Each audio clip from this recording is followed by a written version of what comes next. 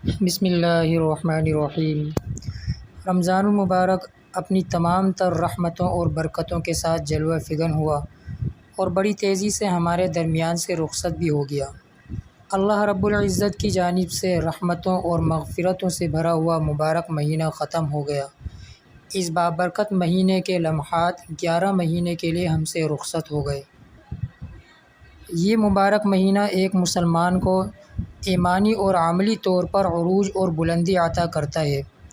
مسلمانوں میں وہ یقین اور ایمان پیدا کرتا ہے جو مسلمانوں کا عظیم سرمایہ ہے اور جو اسلام میں مطلوب اور مقصود بھی ہے۔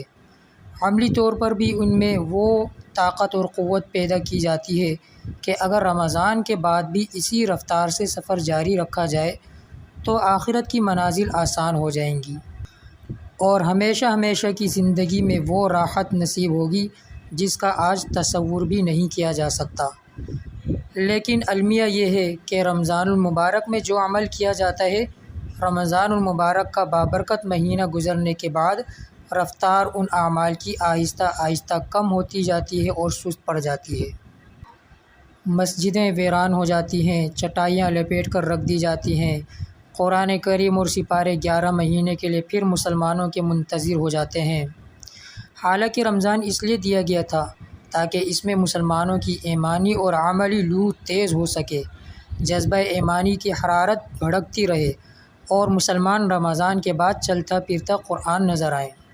مسلمانوں کی زندگی قرآنی تعلیمات کے سانچے میں اس طرح ڈھل جائیں کہ ان کو دیکھ کر لوگ اسلامی شریعت کو سمجھ سکیں اور اسلام میں داخل ہونے کی جستجو اور کوشش کریں۔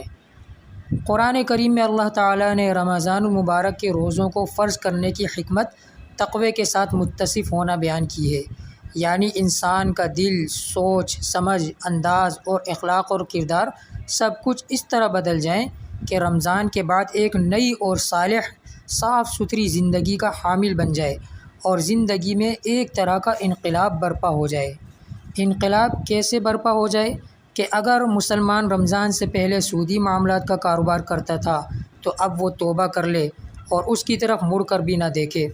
خدا نخواستہ اگر وہ شراب نوشی میں ملوث تھا تو اب اس سے نفرت پیدا ہو جائے۔ دھوکہ دہی، جھوٹ، ظلم، زیادتی، حسد، غیبت اور دوسرے منکرات سے توبہ اور استغفار کے ذریعے اپنے آپ کو پاک اور صاف کر لے اور دوبارہ ایسی معصیت اور نافرمانی کا ارتکاب ہرگز نہ کرے۔ فرائض اور نوافل کا ایسا عادی بن جائے کہ اس کے بغیر رات میں نیند نہ آئے اور نہ دن میں چین اور سکون کا احساس ہو سکے۔ اگر یہ کیفیات دل میں پیدا ہو گئیں اور زندگی میں ایسی تبدیلی رونما ہو گئی تو سمجھ لینا چاہیے کہ رمضان کا مقصد حاصل ہو گیا اور اس نے اللہ تعالیٰ کی رضا کو پا لیا، ورنہ بظاہر رمضان کا مہینہ ہم نے پایا اور کچھ اس سے حاصل کیے بغیر وہ ہم سے رخصت ہو گیا، جو اہل ایمان کے لیے سب سے بڑی مایوسی کا ذریعہ اور محرومی کا سبب ہے۔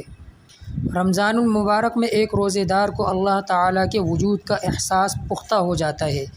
یہی وجہ ہے کہ سخت دھوپ، گرمی، شدت کے باوجود بھی پیاس سے زبان خشک ہو جاتی ہے، اس وقت میں بھی تنہائی میں پانی پینے کی غلطی نہیں کرتا۔ عمل کے اعتبار سے جیسا بھی ہو مگر روزے کی حالت میں صبح سے شام تک بھوک اور پیاس کو بڑی خوش دلی کے ساتھ برداشت کرتا ہے اور اسے یقین ہوتا ہے کہ میرا رب مجھے دیکھ رہا ہے۔ اگر میں نے تنہائی میں بھی کچھ کھا پی لیا تو اگرچہ انسان کی نظر سے تو میں چھپ سکتا ہوں مگر میں اپنی رب کی نظر سے نہیں بچ سکتا۔ یہی وہ احساس ہے جو اسے کھانے پینے سے روکتا ہے اور بھوک اور پیاس برداشت کرنا اس کے لیے آسان ہو جاتا ہے۔ رمضان المبارک کا یہ پیغام ہے کہ جس طرح اس مہینے میں اللہ تعالیٰ کے وجود کا احساس تھا اور چلتے پھرتے اس کا ڈر دل میں بسا ہوا تھا، اسی طرح رمضان کے بعد بھی اللہ تعالیٰ کے وجود کا احساس اور اس کی گرفت کا ڈر دل میں موجود ہو کہ روزہ در حقیقت اسی کیفیت کو پختہ کرنے کا ایک نصاب ہے۔ اگر یہ کیفیت دل میں پیدا ہو جائے تو حرام اور حلال کی تمیز دل میں پیدا ہوگی، کسی پر ظلم کرنے کا جذبہ پیدا نہیں ہوگا، شراب نوشی، زناکاری، دھوکہ دہی، کذب بیانی وغیرہ سے زندگی پاک اور صاف ہو جائے گی، سودی لین دین سے وہ آدمی توبہ کر لے گا اور کسی ایسے کام کی طرف اس کا ذہن نہیں جائے گا جس سے اللہ تعالیٰ ناراض ہوتے ہیں۔ ہر وقت اس کے دل و دماغ میں اللہ تعالیٰ کے دیکھنے کا احساس ہوگا اور اس کی وجہ سے تمام گناہوں اور نافرمانیوں سے محفوظ رہے گا۔ اللہ رب العزت ہم تمام مسلمانوں کو رمضان مبارک کے مقاصد تک پہنچنے کی توفیق نصیب فرمائے۔ وآخر دعوانا ان الحمد للہ رب العالمین۔